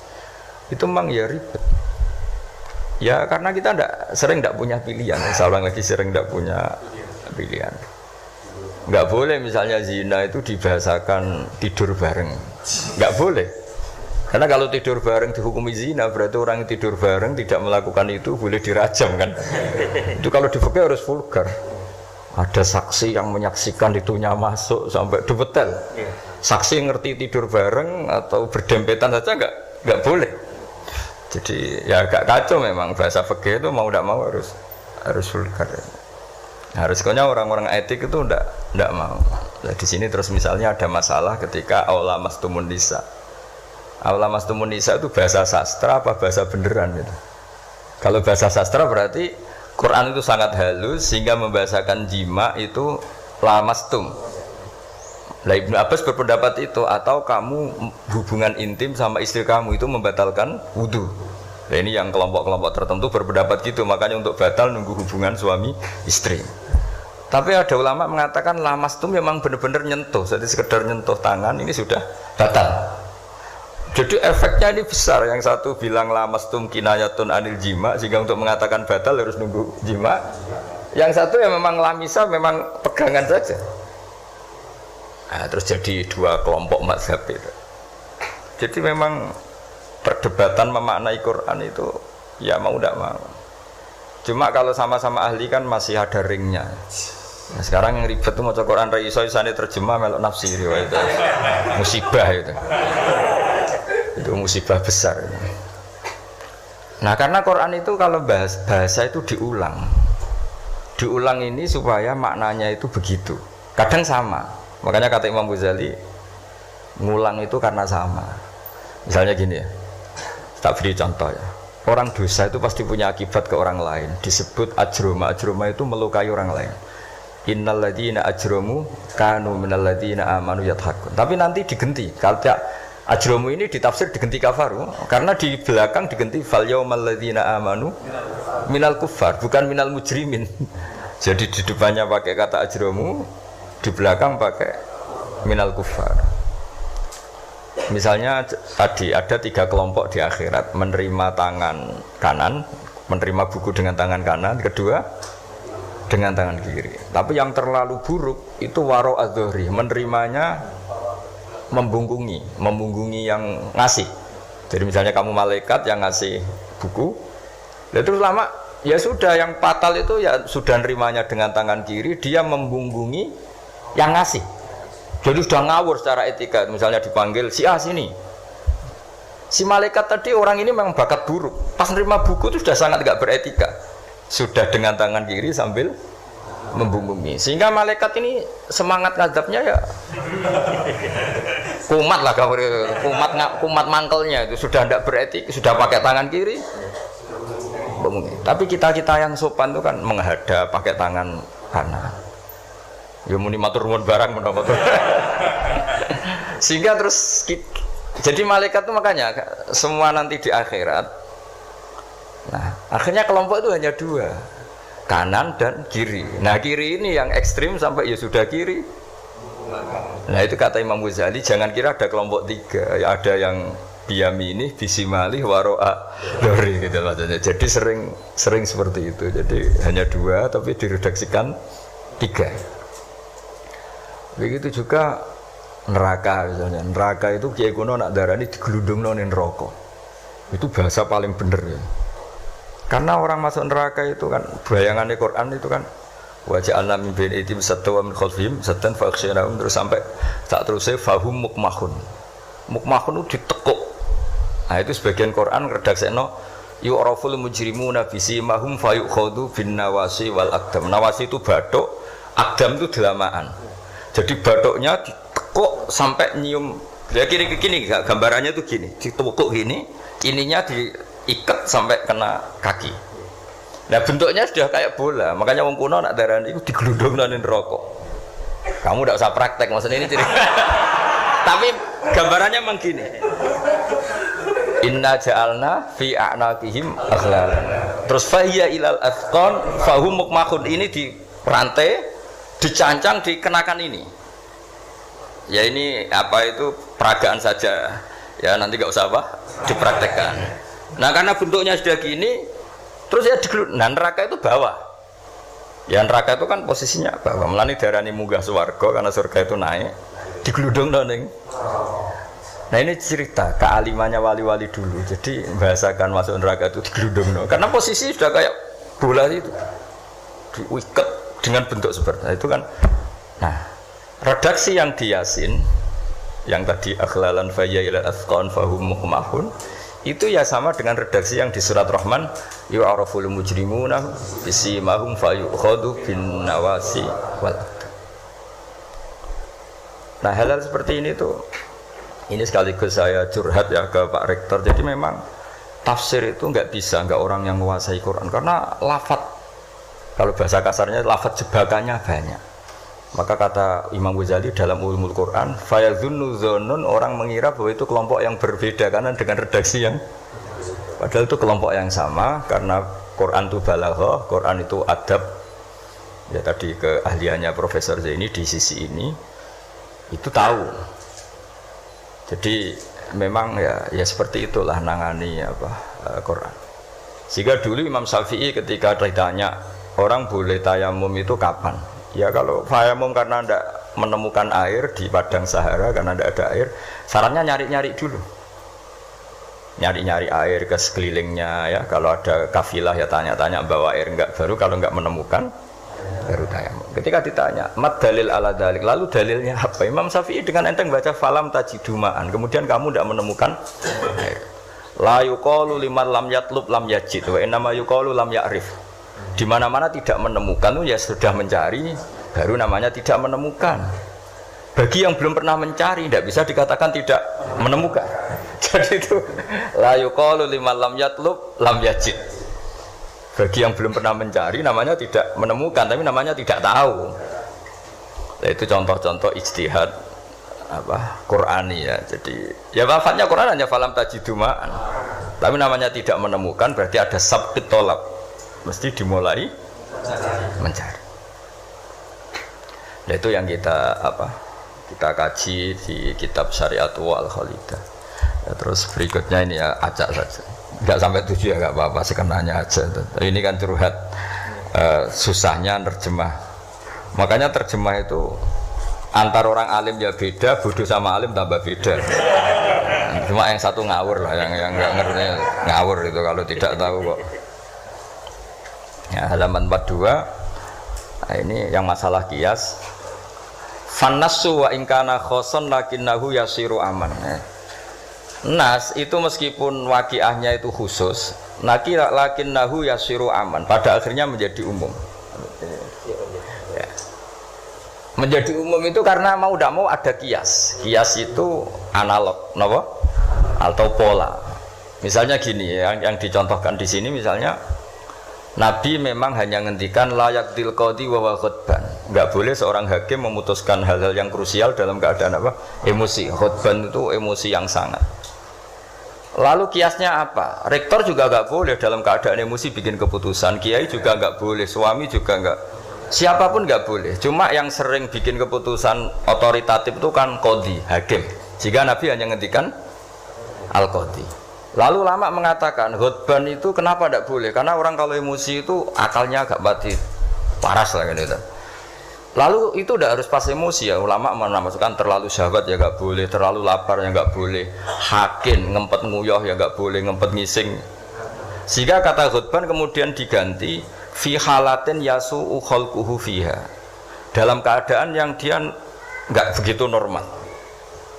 Di antara enggak begitu normal, terlalu syahwat ya enggak boleh, terlalu emosi enggak boleh, terlalu lapar, lalu nahan kencing, nahan BAB dan sebagainya.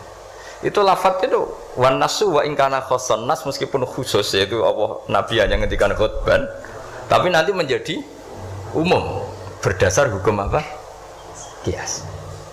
Nah di sini Pak Ainur Rahim Fakih yang sering kita beda ya. Misalnya ini bukan meng-NO-kan yang Muhammadiyah atau Muhammadiyahkan NO, karena kalau kita ini biasa saja. Orang NO ya pasti Muhammadiyah, kan umat Kanjeng Nabi Muhammad sallallahu alaihi wasallam. Orang Muhammadiyah ya pasti dengar NO lah, karena gerakannya ulama. Masa tidak mendengar ulama? Tapi setelah jadi ormas ini jadi yang NO tidak Muhammadiyah, Muhammadiyah tidak NO. Misalnya kamu NO ditanya Allah, akun tamin ummati Muhammad, ya na'am. Itu bahasa Arab ummati Muhammad itu. Terus Muhammadiyah takut iki anut sapa ya anut ulama. Jadi tapi wong nganggur geger sebenarnya.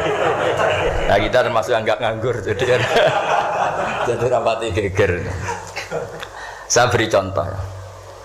Nabi itu ketika habis sholat itu akbala ali Nabi wajih langsung berputar menghadap ke kita. Jadi kalau di Indonesia langsung menghadap ke timur. Itu ada yang mempraktekkan dan itu bagus, jelas semua teks hadis seperti itu. Tapi di beberapa hadis itu insorofaan yamini, kadang insorofaan simali. Karena begini, Nabi itu kalau sholat itu orang yang dari 7 kilo, 8 kilo semuanya lari kepengen makmum Kanjeng Nabi. Sehingga kalau makmum Nabi ini bahaya ketika itu ada sefur rawuh. Alhamdulillah. Memang janjian rawuh. Kersane jejer Pak Tamyiz padha kiai ini. Jodoh berarti kiai tenan. Kiai jejer kiai. Nggih putrane Mbah Mun. Dokter.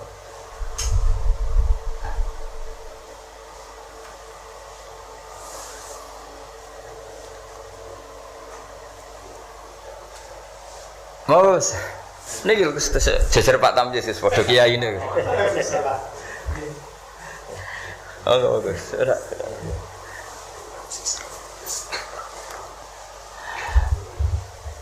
Ya saya teruskan ya. Jadi ternyata di syurahul hadis, para pensarah hadis ketika Nabi menghadap ke timur dan itu ya banyak yang meraktekkan dan menurut saya tidak masalah. Itu karena Nabi tidak ingin orang yang datang terlambat, kalau dalam bahasa fikih disebut masbuk. Itu Nabi ngira fi sholatin, padahal hakikatnya sudah tidak sholat. Jadi adekan Nabi tetap menghadap ke barat, misalnya di Indonesia dengan posisi duduk yang sama, maka yang datang terlambat langsung usolli fardhu zuhri makmuman dengan arti makmum ke Nabi terus duduk. Nah kalau dia makmum padahal Nabi nyatanya sudah selesai, itu sholatnya tidak sah karena menggantungkan sholat atau iktimam dengan orang yang sudah tidak sholat. Nah sehingga gerakan Nabi ini dianggap maklumat kalau beliau sholatnya selesai.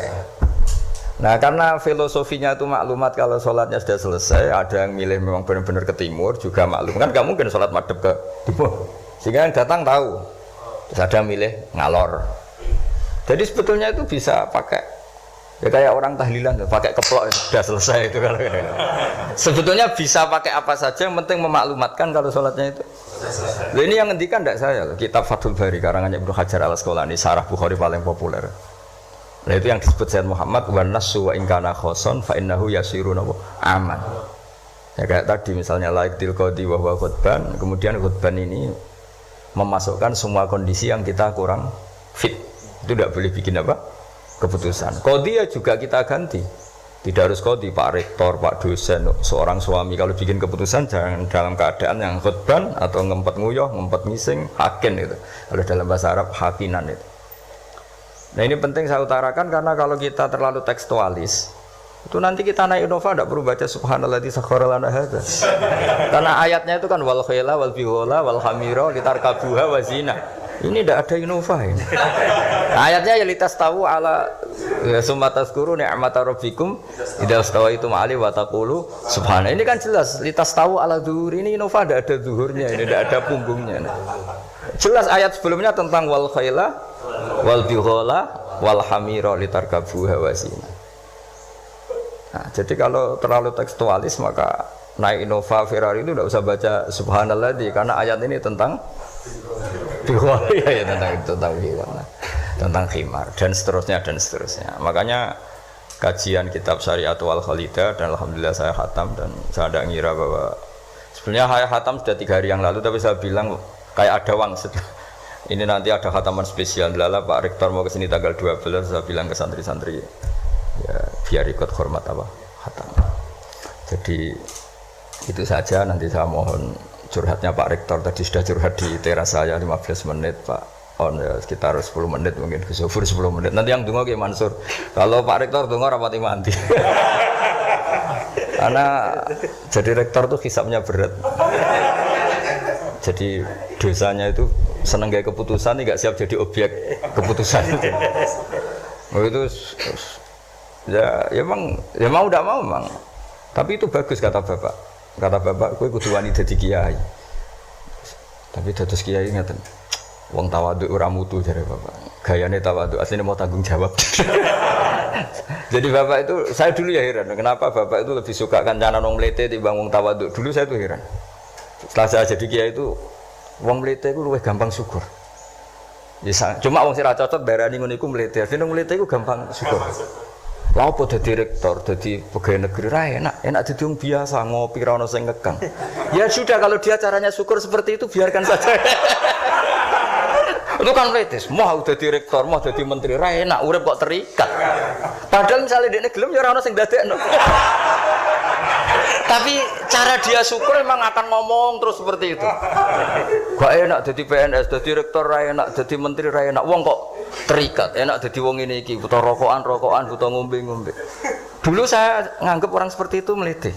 Tapi bapak itu suka sama orang seperti itu. Setelah saya jadi kiai itu tahu ternyata itu bahasa syukur. Ya, iya membela diri. Ya. Emang dia happy-nya kalau ngomong seperti itu ya. Sing bojone elek ngono, ra enak Gusti bojo ayu dadi sawang-sawangane wong. Terus pokoknya wes sauni-unimu yang penting sudah itu cara dia syukur. Saya tuh belum pernah loh kalah debat orang kecuali sama orang desa itu. Anaknya itu minta motor Pak Rektor, motor sepeda motor. Nggak boleh ada orang kaya. Bapaknya kesini, anaknya komplain, bos bapakku kok medit, nunjuk motor ora oleh padahal orang kaya. Bapaknya kesini itu masuk akal ya. Anak di pondok tambah goblok. Mergo yo nekokno motor. Lah kok goblok, Pak? Jenenge donya iku Gus iku sing lahirno donya. Kok sapi kan manak, wedhus manak. Wong donya kok mangan donya. Motor itu kan beli bensin, nyervis. Jadi orang beli mobil itu goblok terus. Jadi ya profesor, dokter kalau punya mobil cara dia ya goblok. Kiai-kiai yang punya mobil cara dia jenenge donya sing lahirno. Donya kok mangan. Wah. Iki kok pinter juga. Akhirnya, Pak, lah sampean ngene Pak, diteropon Agus Pak motor, itu goblok bisa. Tapi kita menjadi tahu, ternyata di balik lugune iku ya ono pinter ya. Meskipun dia pecundang, hanya pecundang itu gak gelem motor nang ndi yo ngetroponakane. Tapi ya intinya hidup itu harus mendengar. Jadi bapak itu seneng mbek wong mlete. Nek mbek wong tawadhu itu gak pati. Karena alasannya bapak kon ngimami gak gelem, kon takmir masjid gak gelem, dadi rektor gak gelem. Wis padune mau tanggung jawab, terus engko nek ana salah karek ngritik. Lha iku ora tawadhu wong Indo jare bapak. Nah ini cerita kearifan orang-orang dulu. Jadi orang-orang dulu kelihatannya seenaknya tapi sudah dihitung. Ternyata orang Melite itu ya dia membela dirinya sampai seperti itu. Membela gak gelem mau jadi menteri, jadi rektor, gak enak urip terikat. Ada nanti kan dia gelem ya ndak ada yang nawarin. Ya sudah, tapi cara dia syukur seperti itu. Saya mohon sekali lah ini khataman Syariatul Khalidah. Mungkin saya mohon Gus Zofur untuk cerita hubungan Mbah Mun dengan Said Muhammad yang Pak Rektor sama Pak On ini curhat. Monggo secara berurutan kalau mohon sekali supaya semuanya dapat berkah dari Said Muhammad bin Alawi Al-Maliki Al-Hasan. Monggo.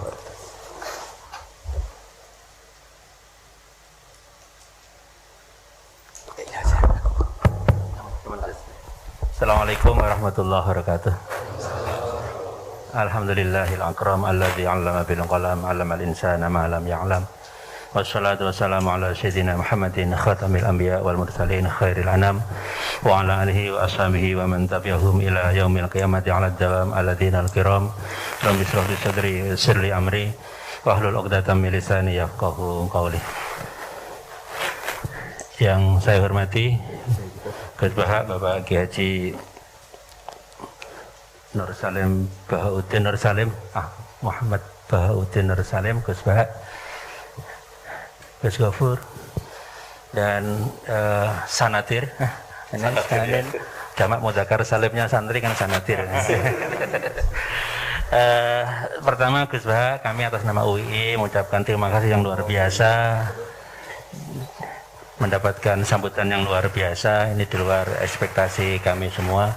Mudah-mudahan ini membawa berkah bagi kami semuanya, terutama bagi Universitas Islam Indonesia. Kami juga terima kasih ini diundang dalam khataman kitab Syariatullah Al-Khalidah.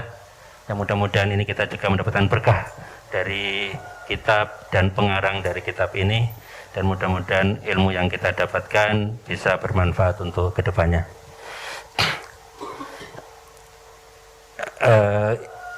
Gus Bahak dan Gus Gofur dan semua santri, saya ingin manfaatkan kesempatan ini untuk cerita sedikit terkait dengan UII ini. Tadi Gus Bahak sudah cerita terkait dengan Prof. Jaini. Prof. Jaini itu salah satu rektor UII yang dulunya juga rektor UIN Sunan Kalijaga, dan bersama dengan Gus Bahak sudah menerjemahkan Al-Quran. Ada beberapa jilid, ada beberapa versi, bersama juga Ustadz Aun. Dan alhamdulillah sekarang semakin banyak yang mempelajari kitab itu, dan juga sekarang sudah ada versi digitalnya dalam Google Apps. Google Apps bisa diunduh di sana juga. Yang ingin saya cerita adalah bahwa kami di UI ini punya tanggung jawab besar dari para pendiri UII. UI ini didirikan sebelum kemerdekaan 27 Rajab 1364 Hijriah, 8 Juli tahun 45 di Jakarta. Di Jakarta oleh banyak tokoh ulama saat itu. Dari NU ada banyak, termasuk Bapak Kiai Haji Wahid Hasyim. Dari Muhammadiyah ada banyak juga, termasuk Ki Bagus Hadikusumo, Ki Haji Mas Mansur. Kemudian ada dari kalangan dari PUI. Dari PUI ada Mbah Halim, Haji Abdul Halim di Majalengka sana. Ada dari PUI Ajengan Sanusi. Kemudian ada juga Pak Nasir. Kemudian juga ada tokoh nasionalis Muslim seperti Mr. Muhammad Yamin, termasuk dari perwakilan Kementerian Jepang saat itu. Ada Pak Kiai Haji Abdul Kahar Muzakir, ada Raden Haji Adnan, ada juga Pak Ahmad Jarkasi, pendiri Gontor. Itu dulu semua pendiri UII. Sehingga UI dari awal itu rumah besar bagi semua kalangan Islam. Saat itu ada NU, Muhammadiyah, PUI, termasuk kalangan nasionalis. Nah, pesan yang diberikan adalah yang pertama, pada saat itu UI ini kan ada I tengahnya, itu Islam. Ini yang berat luar biasa Gus. Nah, berat.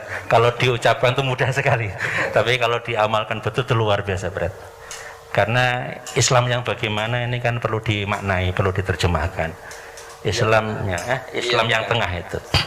Islam yang kita sering menyebutnya Islam yang menjadi rahmat bagi semesta alam, yang membawa kedamaian, yang bisa membawa orang yang dekat itu hatinya menjadi damai, bergerak hatinya ikut bertindak menyelesaikan masalah bangsa dan lain-lain, termasuk yang mendalami agama. Itu yang pertama. Yang kedua ini Indonesia. Ini juga berat, karena pendiri UI itu juga pendiri Indonesia. Jadi saya sering katakan ke Bapak Ibu di kampus, termasuk kawan-kawan di kampus, sulit membayangkan UI ini berkhianat kepada bangsa dan negara ini. Karena pendiri UI sama pendiri bangsa ini itu sama. UI ini lahir dari rahim yang sama dengan Republik ini. Nah, sehingga itu juga berat. Beratnya apa? Kalau lurus kita dorong enak, kalau belok kita luruskan, ini juga berat, Gus. Meluruskan yang belok ini juga berat, harus dengan cara-cara yang santun dan sebagainya. Sehingga di kami di UI ini sering berusaha bagaimana menyatukan Islam dan Indonesia di dalam satu wadah. Ini yang sering saya analogikan seringkali seperti semangka, Gus. Semangka itu kan kulitnya hijau kan, ini Islami kan. Dibelah itu merah putih, Indonesiawi, kira-kira itu. jadi makanya bahasa Arabnya itu kan Al-Jami'ah Al-Islamiyah Al-Indonesia, Universitas Islami Indonesiawi. Nah, itu. Jadi itu yang kita inginkan itu. Bagaimana kita berkhidmat kepada Islam, tapi juga sekaligus berkhidmat kepada bangsa ini. Nah, sehingga kita untuk menjalankan dua pesan besar tersebut memang sangat berat, dan kita ikhtiarkan dengan banyak hal, meskipun mungkin belum sempurna. Termasuk di kampus ada pesantrenisasi, meskipun sangat singkat sekaligus. Cuma berapa hari? Saja. 2 minggu. 2 pekan ya, cuma 2 pekan. Di Islam kan 2 pekan. Berat kan, Gus? Ya berat sekali. Itu masuk sama sebelum KKN. Itu kita lakukan seperti itu, termasuk juga banyak kajian-kajian lah itu kita lakukan tiap hari, termasuk kita sekarang merencanakan mendirikan pusat studi tafsir Al-Quran dan Hadis yang tadi Gus Bah sudah ngendikan tidak mudah loh, Gus, tapi mudah-mudahan kita mulai, Gus, pelan-pelan, mudah-mudahan nanti lama-lama juga bisa lebih baik, karena ini sebetulnya cita-cita lama yang belum terwujud ya. Ya mudah-mudahan nanti kalau Gus Bah berkenan menjadi salah satu penasehat, kami akan sangat berterima kasih, tersanjung dan bersyukur ini bisa nanti mengarahkan kami. Karena mendalami agama ini kan ya tidak mudah ya. Tidak mudah, tadi sudah banyak pesan yang disampaikan oleh Gus Bah kepada kami, meskipun tadi secara umum, tapi kan kita bisa menafsirkan ke kita. Itu banyak pesan, termasuk pesan yang di sana tadi, Gus. Ya. Tidak terlalu ndaki gitu, akhirnya malah lupa gitu kan ya. Ya, tidak ya, betul. Itu pesan penting menurut saya, itu pesan penting. Sehingga kita jangan sampai melupakan warga tempat kita mengabdi, masyarakat tempat kita bergerak dan sebagainya. Sehingga kami mohon Gus Bah nanti berkenan untuk menjadi penasihat, dan juga kami mohon juga karena sebentar lagi ini kami membuka penerimaan mahasiswa baru, Gus, tanggal 18 Januari ini. Mudah-mudahan juga semakin banyak yang bisa kita layani. Kami setahun itu yang mendaftar tahun kemarin 27.000, yang kita terima baru sekitar 6.000-an. Yang kita tidak bisa melayani lebih banyak lagi. Padahal kita inginnya sebetulnya semakin banyak yang bisa kita layani, termasuk semakin banyak juga yang bisa kita beri beasiswa. Karena kan ada beasiswa untuk hafidhah, ada beasiswa untuk du'afa, ada beasiswa untuk pesantren. Kita punya pesantren juga, hingga kita berharap semakin banyak anak bangsa yang bisa kami layani, dan untuk itu kami mohon doanya Gus Bah dan para santri di sini juga untuk kebaikan Universitas Islam Indonesia dan kemudahan kami dalam menjalankan amanah yang tadi Gus Bah sudah contohkan tidak selalu mudah dan sangat berat untuk melayani umat. Nampaknya demikian, Gus. Mohon maaf jika ada yang kurang selama kami berada di pondok ini. Assalamualaikum warahmatullahi wabarakatuh.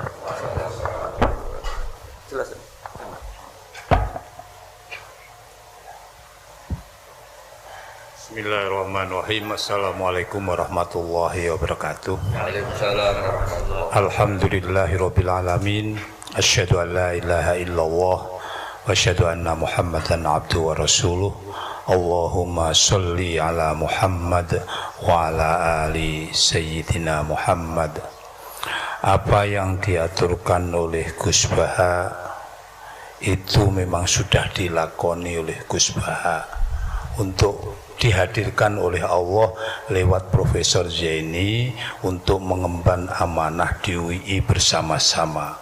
Karena melihat di UI itu lahan yang luar biasa, karena terdiri dari beberapa mahasiswa yang terdiri dari beberapa kampung, dan insya Allah mereka nanti pada masa mendatang menjadi orang yang lebih baik, untuk memperbaiki warga negara Indonesia yang sangat banyak ini.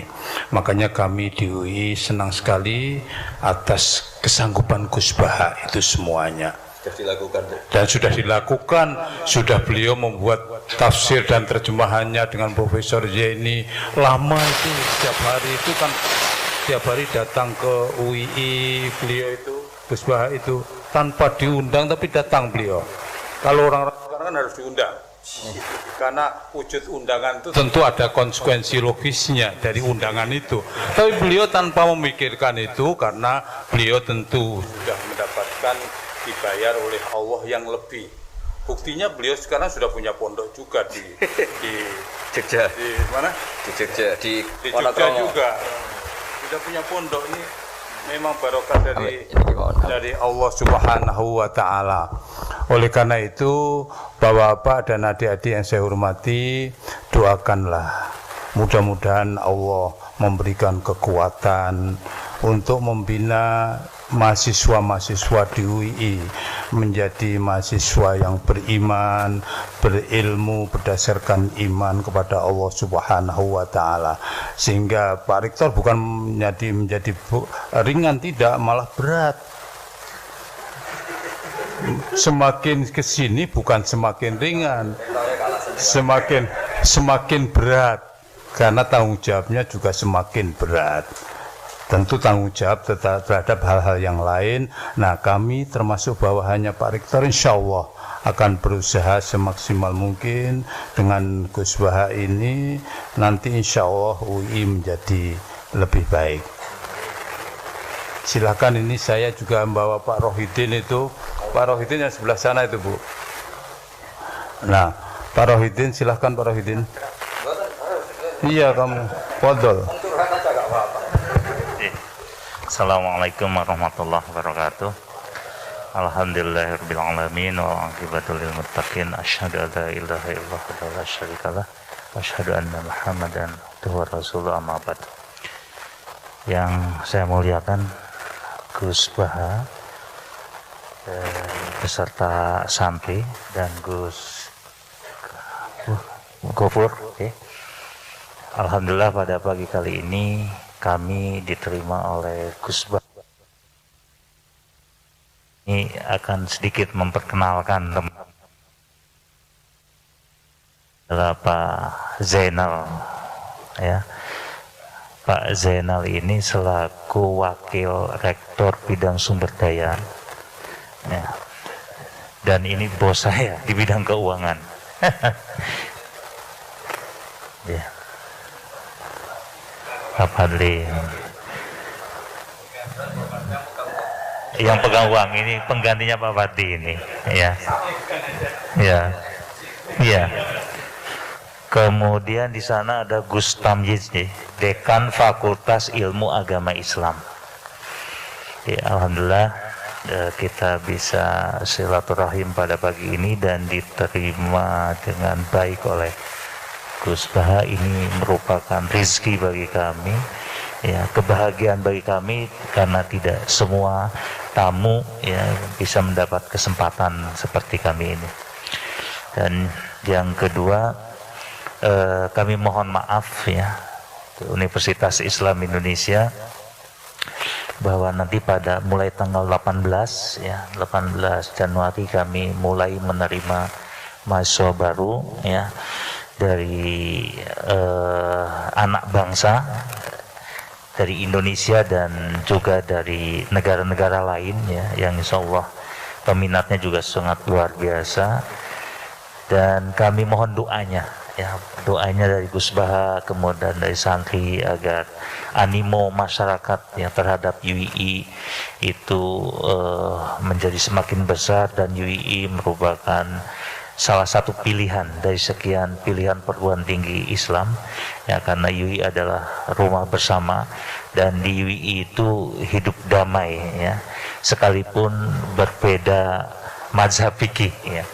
Jadi ada Muhammadiyah, ada Nahdlatul Ulama, ada Persatuan Islam, ada Persatuan Umat Islam, ya, bahkan ada satu Ahmadiyah di itu, ya.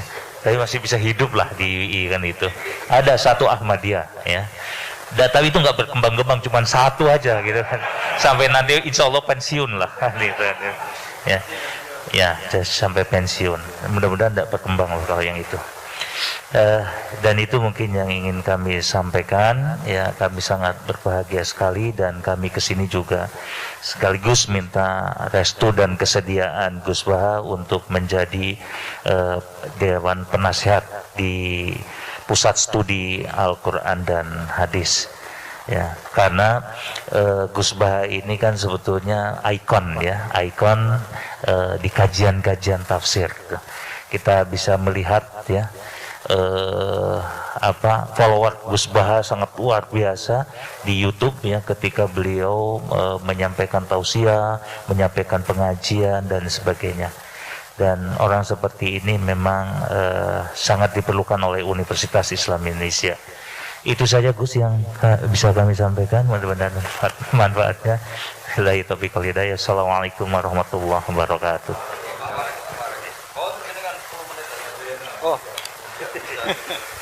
Ya, Assalamualaikum warahmatullahi wabarakatuh. Alhamdulillah wa syukurillah, la haula wala quwata illa billah. Terima kasih kesempatan. Ini tidak terduga saya diminta untuk berbicara di sini. Ya, ini memang yang dikasih wewenang tanggung jawab di UI terkait dengan keuangan. Tidak hanya keuangan Gus, tapi juga sumber daya yang lain. Jadi ada keuangan, ada sumber daya manusia, ada sarana prasarana. Itu semuanya harus saya kelola gitu ya, supaya bisa bermanfaat untuk seluruh warga UI.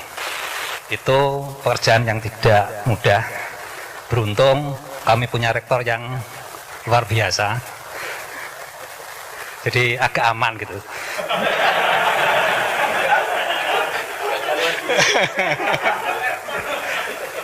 Jadi kalau saya tidak mampu ya saya minta Pak Rektor untuk menangani gitu ya.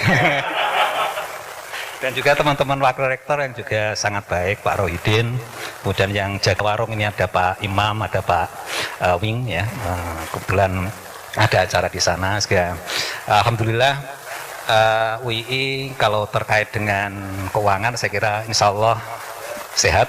Meskipun ada pandemi ya, meskipun mahasiswa juga kami kasih diskon gitu ya, tetapi alhamdulillah operasional UI masih berjalan dengan baik. Nah, mohon doa Bapak Ibu, Bapak-bapak di sini semua santri supaya kami tetap bisa mengelola amanah itu dengan baik. Saya ingat pesannya Pak Zaini ya, jadi mengelola UI itu memang harus dengan keikhlasan. Jadi apa yang kita berikan pada UI jangan terlalu meminta sesuatu dari UI. Saya